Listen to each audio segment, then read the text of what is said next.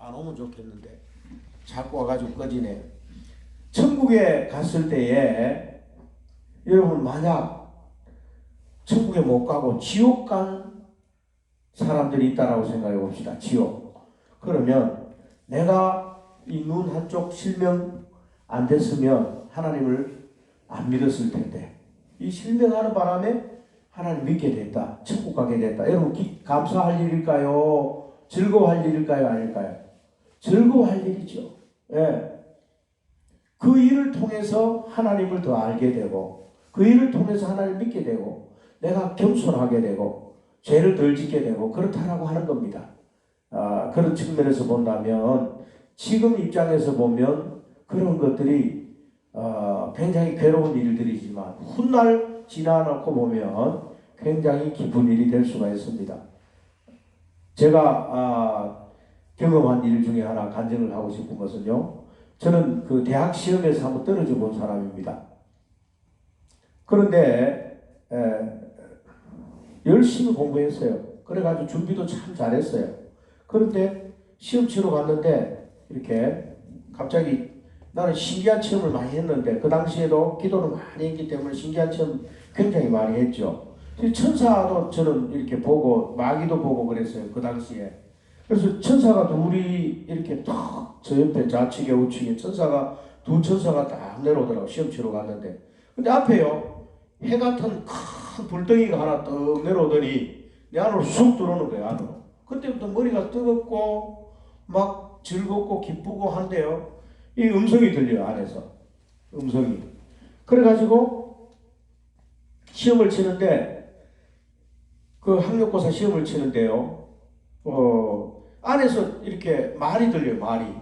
그러니까 이렇게 쭉 문제를 푸는데 내가 1번을 딱 찍으려고 하면은 이 안에서 1번이 아니다 4번으로 가라. 그래서 4번 딱 쓰게 되고 계속 이 안에 이 말에 의해서 시험을 첫 국어부터 뒤에 저 과학까지 다 그렇게 쳤어요. 모든 시험을 다 그렇게 쳤어요. 하여튼 이 음성에 의해서 쳤어. 그래서 너무 기쁘고 즐겁고 막 하나님 함께 하니까 또 교회에서는 온 성도들이 다 나를 위해서 기도했고 그때 대학 진학을 5명이 하게 됐어 우리 교회에서. 근데 그 중에 제가 한 명인데 4명 중에 제가 한 명이었죠. 너무너무 기뻤습니다. 그래서 저는 뭐 만점 가까이 나올 줄 알았어요. 안에서 이렇게 시킨 대로 다 했으니까. 그런데 3명은 다 합격을 했는데 내 혼자 딱 떨어지는 거예요. 여러분 제가 시험에 들겠습니까? 안 들겠습니까? 시험에 시험 들어본 거죠. 그 당시 제가 감리교회 다녔었어요. 감리교 신학대학에 내가 시험을 내가 떨어진 거예요.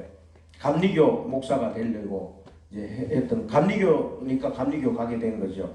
근데 지금 장로교 목사입니다. 저는 감리교하고는 전혀 관계없는 삶을 삽니다. 하나님의 계획이 내가 거기에 가야 할 계획이 아니었던 거예요. 예.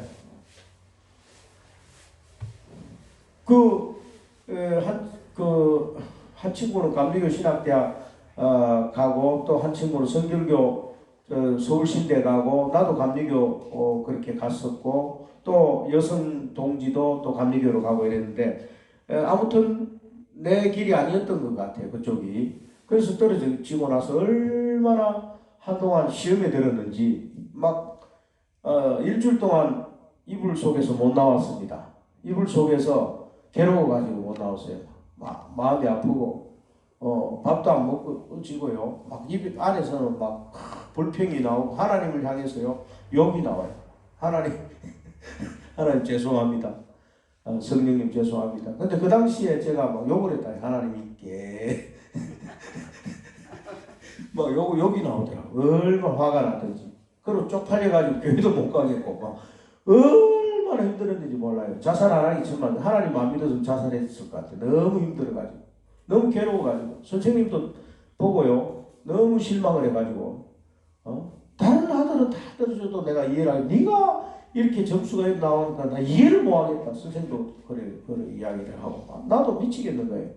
얼마나 괴로웠던지 점수 자체도 확인을 안 했어요. 그냥 점수도 확인 안 하고 그냥 넣었어요. 몇 점 받았는지도 몰라요. 선생님한테 그 이야기를 듣고 화가 나가지고. 근데 세월이 지나놓고 보니까 그 길이 내 길이 아니었던 거예요. 예. 감리교 목사가 된 것이 하나님의 계획이 없었던 거예요. 나는 장로교 목사가 돼야 된 거죠. 그래서 이제 총신대학원 졸업하고 또 이렇게 장로교 목사로 지금 시무하게 되잖아요. 성도들은 뭐 이 감리교 신학이나 이 장로교 신학이 이렇게 차이가 좀 있습니다.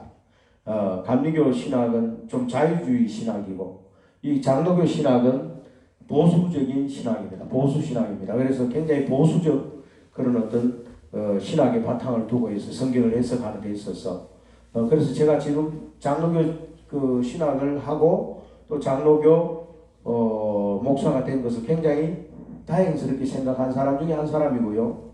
또 중간에 또 신학을 하다가 침례교 목사가 되려고 침례교 신학대학에도 공부를 좀 했었어요. 1년인가 공부를 했는데 침례교 목사도 안 됐어요. 왜냐하면 침례교 신학은 굉장히 깊이도 있고 그 좋은 공부를 했죠. 그런데 침례교 그 목회 현장은 저하고 안 맞더라고요. 굉장히 이 독재를 합니다. 그곳에는 성도들이 막 꼼짝을 못합니다. 목사님에게.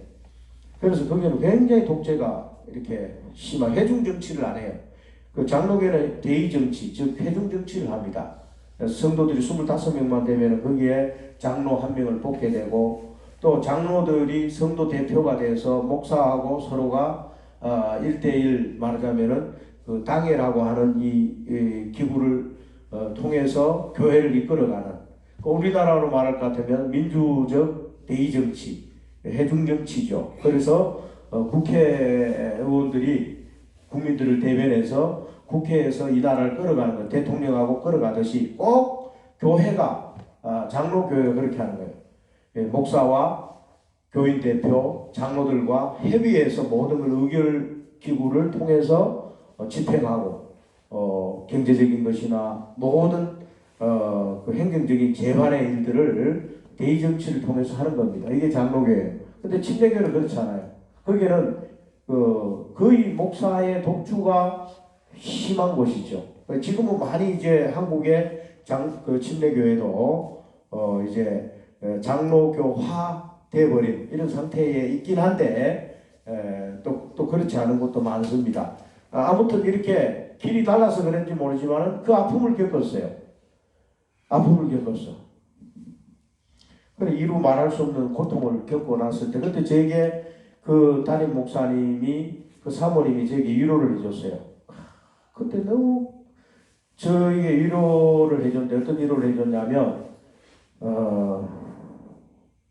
저보고 하나님께서 더 크게 쓰시려고 더 귀하게 쓰시려고 하나님이 이런 고난을 주시는 거야.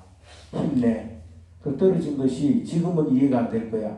훗날 가면 그것이 굉장히 큰 왜 하나님께서 그때 떨어지게 했는가 그때 알 거야. 이런 이야기를 해주시는 거예요. 그 목사님 사모님이 저에게 얼마나 위로가 됐겠어요. 얼마나 힘을 얻었겠어 제가. 아니나 다를까 제가 지금 세월이 이제 35년 이상 흘렀습니다. 40년이 다 돼갑니다. 이제 그 졸업한 지가 지금 38년, 이제 거의 40년 다 돼가요. 그런데 지금 상태에서 돌아보니까 그때에 참 떨어지길 잘했구나. 안 떨어졌으면 내가 자유신학을 공부해가지고 그 조금 지금 엉뚱하게 갔을 텐데 그쪽으로 가지 않고 보수적 신학을 공부를 해서 이렇게 건전한 목사가 됐구나. 이렇게 생각할 수도 있고요.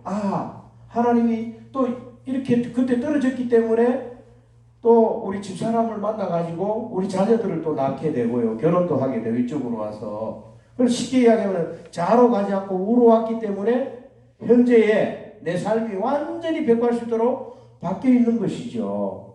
또 그러면서 내 삶이 완전히 지금 2단계까지 온 거예요. 사실은.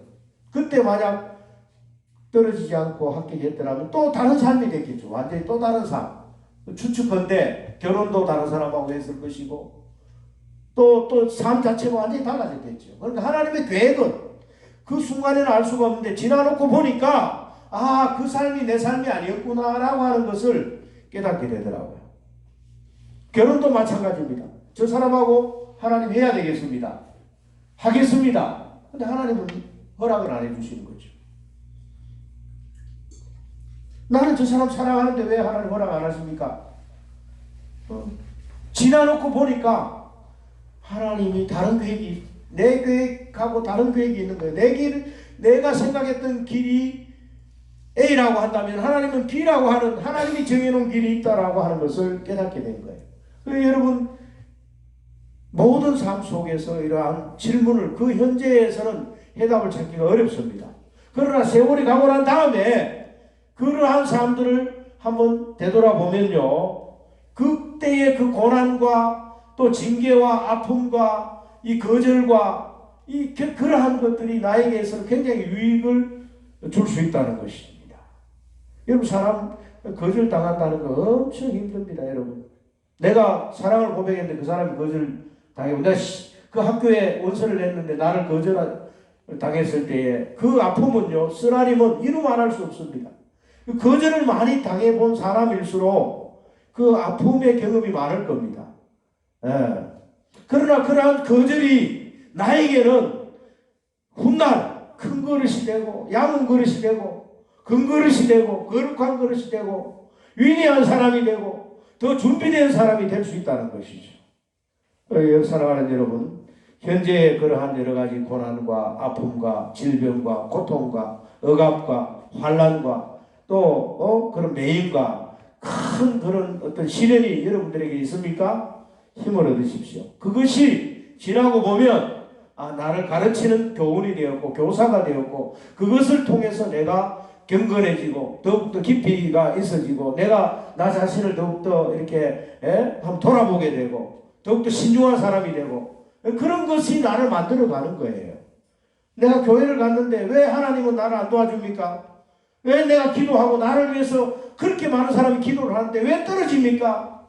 내가 그렇게 열심히 했는데 왜 안 됩니까? 그러니까 절망이 막 되는 거죠. 절망하지 마십시오. 지나고 나니까요, 얼마나 그것이 감사한 일이었던지. 그때에 그 나에게 불이 내려와서 나에게 이렇게 했던 그런 어떤 체험이 나를 완전히 이제 연단시키고 변화시키고 나를 완전히 정화시키고 새 사람이 되게 하고 이런 과정으로 나를 이끌어가기 위한 하나님께서 역사였구나. 이걸 깨닫게 되니까요, 지금은 하나님을 떠날 수가 없고 하나님을 이해하는 데에 하나님을 더 사랑하는 데에 적극적일 수밖에 없습니다. 사랑하는 여러분, 우리는 그리스도인에게 있어서 당하는 이러한 고난과 환난을 위해서 여러분들 준비해 놓은 하나님의 해답 오늘 충분히 다 들으셨을 줄 믿습니다. 낙심하지 마시고 또 이상한 일 당하는 것같이 이상히 여기지 말고 오히려 너희가 그리스도인의 고난에 참여하는 것을 즐거워하고 이러한 것들은 그리스도의 영광의 날에 우리로 하여금 즐거움에 참여하기 위함이고 기뻐하게 하기 위함이라는 것을 성경은 말씀하고 있습니다. 하나님의 계획은 우리를 완전히 새 사람 만드는 데 목적이 있습니다. 거룩한 사람 만드는 데 목적이 있습니다. 여러분을 변화시켜서 지금의 인격이 아닌 더 상승되고 더 발전되고 더 확장되고 더 성숙한 그런 인격과 신앙의 사람, 믿음의 사람으로 더 전진하게 하려고 하는 목적이 있다는 사실을 잊지 마시기 바랍니다. 여러분, 혹 하는 일이 잘 안 될 수도 있습니다. 잘 되다가 또 막힐 수도 있고 또 여러분들이 또 건강하다가 갑자기 이렇게 어려움 당할 수도 있습니다. 갑자기 이렇게 고통을 당하고 여러분 환난 당하고 시련 당할 수 있습니다. 충분히 그런 일들이 우리 가운데 일어날 수 있으니까 이러한 일 당할 때에 우리는 경건해집시다. 이러한 일 당할 때 거룩해집시다. 이러한 일 당할 때 기도합시다. 이러한 일 당할 때에 위로합시다. 그리고 이러한 일 당할 때 정죄하지 맙시다. 우리 인간은 정죄하는 사람 그 요소가 너무 강해요.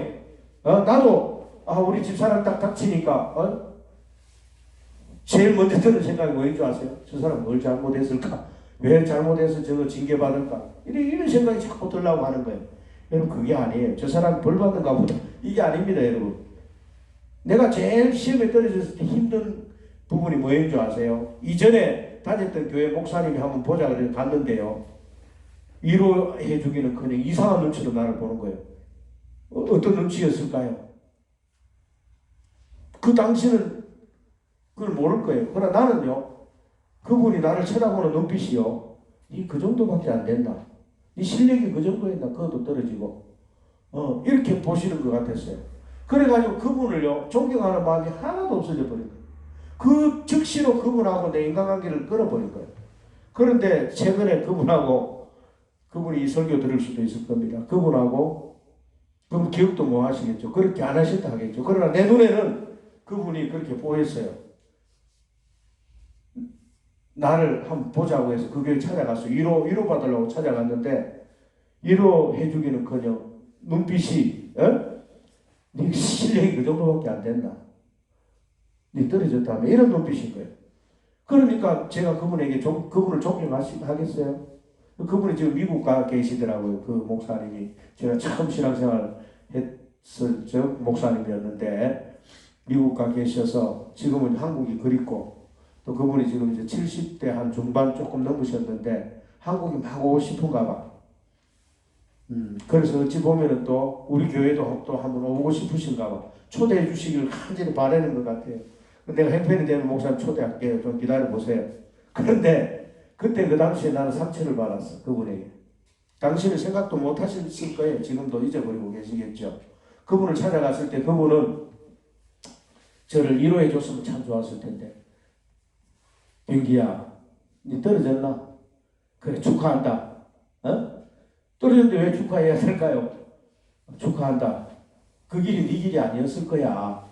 하나님은 니를 더 크게 쓰시려고 준비시키려고 떨어지게 했을 거야. 힘내. 떨어진 것이 아무것도 아니야. 그리고 지나고 보면은 대기만성이라고 네가 떨어졌지만 훗날에는 감사할 일이 생길 거야. 이렇게 이야기를 해줬으면 아마 지금도 그때도 감동을 해가지고 목사님 존경했을 거예요. 그리고 늘 목사님을 사모했을 거예요. 근데 그 말씀을 안 해주셨어요. 그분은. 우리 전도사님은 그때 목사님 사모님 전도사님이었는데 그 얘기를 해주시더라고요. 얼마나 제가 감동했는지 몰라요. 얼마나 기뻤는지 몰라요. 그리고 늘 지금도 그분을 사모하는 마음이 있는 거예요. 예. 그분은 그렇게 나이도 안 많았어요. 저하고 그렇게 큰 나이 차이도 없었던 것 같아요. 지금 생각하면 많아봐야 한 10살 차이밖에 안 됐을 것 같은데 그런 깊이 있는 이야기를 해주시더라고요. 예. 아주 그분이 아주 저를 평안하게 해주셨어요. 사랑하는 여러분도 마찬가지로 이런 어려운 일 당한 사람이 있으면 위로해 주십시오. 힘을 주십시오. 그리고 격려해 주십시오. 그 사람을 비난하거나 정죄하거나 인과응보지 네가 그렇게 당하는 것은 네가 평소에 행동을 똑바로 못하니 그런 일 당한 거야. 이렇게 정죄한다거나 저주한다거나 이러면요 사람을 잃게 됩니다. 그리고 큰 아픔과 상처를 더 주게 됩니다. 우리는 그런 일 당한 사람들을 따뜻하게 아주 부드럽게 온유한 심정으로 이해하고 위로하고 힘을 준다면 이것이 바로 큰 사랑이고 배려고요. 또 그 사람에게 희망이 되는 것이죠. 이것도 하나님의 뜻입니다. 그래서 그런 일 당해본 사람은 이제 나는 또 다른 사람이 그렇게 할 수 있겠죠. 내가 당해봤기 때문에. 무슨 심정, 누구 심정 누가 안다고요? 사랑하는 여러분, 우리는 그러한 그 고난과 연단이 여러분에게 닥치거든 우리는 성경에서 이렇게 말합니다. 그러므로 하나님의 뜻대로 고난을 받는 자들은 또한 선을 행하는 가운데에 그 영혼을 미쁘신 창조주께 의탁할지어다. 이렇게 말합니다. 결론 냅니다. 창조주께 의탁하라. 이 말은 하나님께 부탁하고 맡겨라는 것이죠. 내가 인생을 어떻게 할 수 없어요, 여러분. 여러분 잘났다고 여러분 잘 사는 것 같아요? 그렇지 않습니다. 하나님이 잡고 있다 탁 놓는 순간 유리 그릇이 딱 내치면 깨지듯이 여러분 깨집니다. 가만히 서가 있는데도 자동차가 와서 쳐가지고요. 그 자리에 직사한 사람도 있고요. 난 눈앞에서 그런 걸 봤어요. 쭉 그냥 멀쩡하게 정류소에서 차를 기다리고 있는데 저쪽에서 신나게 자동차 보고 그레이스가 막 오더니 그 중앙선을 침범해가지고 멀쩡하게 서가 있는 그 버스 기다리는 사람을 갖다가 때려버려요. 그 사람 그 자리에서 즉사해버리더라. 여러분 이렇습니다. 세상은요 한치 앞을 내다볼 수 없어요. 내가 어떤 일 당할지는 몰라요. 하나님 안 도와주면 우리는 살아갈 수 없는 그런 불안정한 또 불안한 그런 세상 속에 딛고 있습니다. 그래서 우리는 늘 하나님을 의지하고 의탁하고 그 창조주 조물주께 우리는 부탁하는 삶을 살아야 돼. 하나님 나를 도와주세요. 어떻게 하든지 간에 천국 가게 해주세요. 여러분 지옥은 한마디로 갈 곳이 못 됩니다. 그래서 우리는 천국 가면은 그건 성공인 거예요. 이 땅에서는 어차피 잘 살아 못 살아 지나고 나면 다 과거 지사고요. 성공도 실패도 지나고 나면 다 그 인생 덧없는 인생이 되고야 맙니다. 죽음 앞에서는 다 부질없습니다. 그러나 사는 날 동안 행복하게 즐겁게 기쁨으로 살다가 하나님 나라에 들어가는 성도들 다 되시기를 주 예수 이름으로 축복합니다. 하나님 아버지 기도합시다. 하나님 아버지 오늘 이러한 고난과 연단과 시련이 우리를 큰 걸음 만들게 하고 또 하나님의 뜻을 따라 살게 하고 하나님의 인도하는 그러한 길로 가게 하는 것 같습니다. 아버지 하나님이 우리를 도와주시고 인도하시고 역사하시고 힘을 주시고 위로해 주시기를 간절히 바라옵고 고난당할 때에 힘을 잃지 않고 살아가는 성도들이 다 되게 해주시옵소서. 감사를 드리며 예수님의 이름으로 기도합니다. 아멘.